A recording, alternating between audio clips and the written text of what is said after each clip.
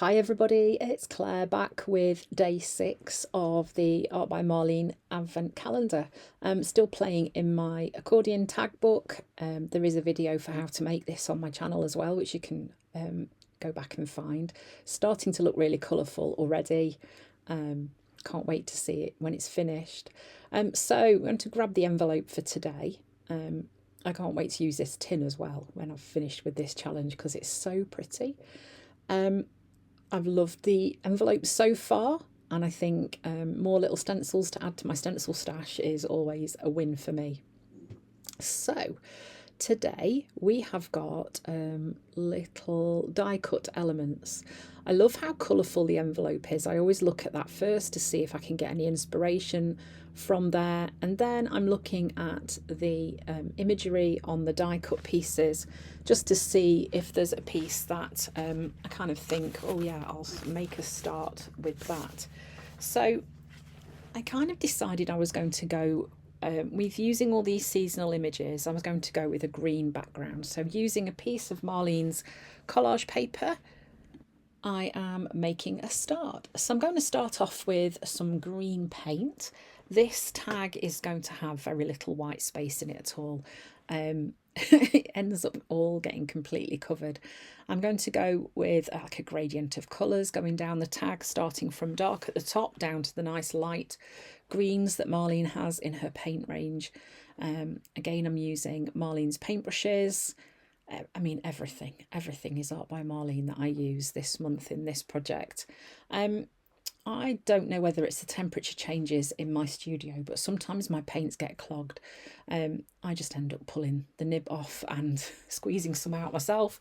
Probably doesn't really help the situation, but a little bit like Dina's paints, if you squeeze too hard when they're blocked, sometimes you can have that terrifying explosive moment where the lid fires off and tons of paint shoots across your work. So I would advise against not squeezing them too hard. Just be a little bit careful. If you can't open the end with a pin, then I would just pop the little cap out and get a bit out with your brush instead. So I've got 3 different greens on my page here. I haven't dried each one in between, didn't mind if they blended. I thought might be damp enough to do a bit of reductive stenciling, and it worked a little bit. Sometimes it's worth a try. So that's the stencil from yesterday. No, the day before. Maybe even the day before. Oh, I don't know. Yes, it was. Day 3, beg your pardon. So it's quite nice to start using the stencils that you've already got as the challenge progresses. Obviously, you get more and more things that you can use. So then using the stencil just to add some stenciling onto the page, using some of the greens that I've already used. And just making that background a little bit more interesting. Using one of Marlene's blending foam sponges as well to put those stenciled elements onto my page.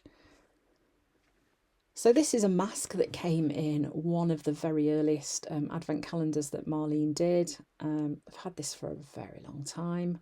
I just love that little pattern.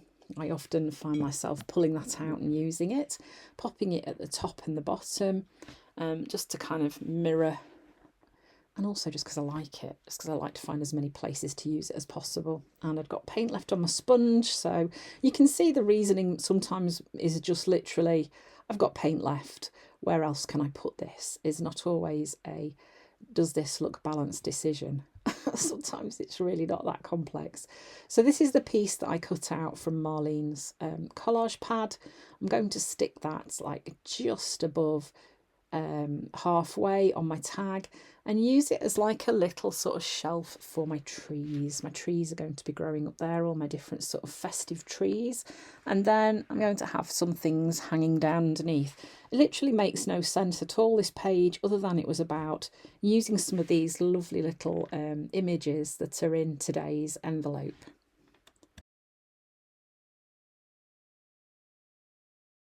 So I'm adding these in at different heights. That is just to create a bit more interest. When you look at it, they're not all just bunged in the same place. And then the same thing with these elements hanging underneath. They're all going to be hanging at different heights too. And I'm going to draw some lines down for those, sort of as if they are like decorations hanging down at Christmas time. I'm using Marlene sticky glue. This is really good. It's so easy to use. It's nice and quick. Okay, so I've got those things in place, and now I'm going to use a Stabilo oil pencil and just create some kind of grounding lines, a bit of a shadow down one side of the images as well, which is something I pretty much always do. For me, I feel it helps pop that image out of the background and just kind of draws your attention a bit more. You can see, oh dear me, I can't speak. You can see how those images are now a little bit more obvious against that green background with that little shadow just down one side. You know, if you wanted to, you could put the line all the way around. That would make them pop out even more. Okay, then they're just going to need a little line underneath each tree trunk as well, just to help ground those trees so they're not just floating. Then I'm using a Posca pen to draw not very straight lines down to the elements that are hanging below. I think drawing straight lines is something like when you overthink it, they go wonky. I think I was definitely overthinking it. Should have just gone straight in and done it quickly. It's often best. That is often why I work quite quickly, because if I'm working fast, I have less time to overthink.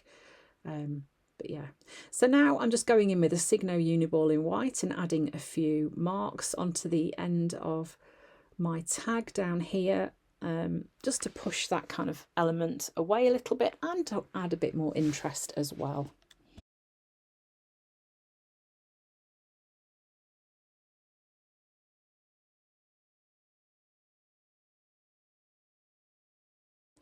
And because Marlene's paints have got this really thin nozzle, you can use them to create dots as well. You can kind of draw with them as long as you don't squeeze too hard and the paint comes out pretty quickly. It takes a while to dry, but it creates a nice kind of textured look and feel to your cards, and you can add those metallic elements as well.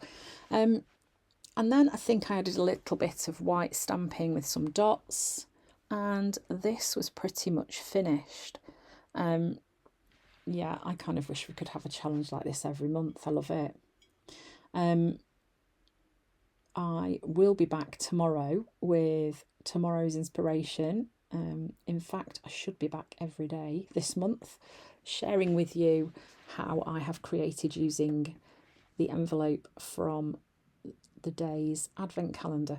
I've used a quote from the quotes that came in day 2. And there we go. That was my finished tag. So thanks for watching. I hope you found some inspiration, and I hope to see you again tomorrow. Bye.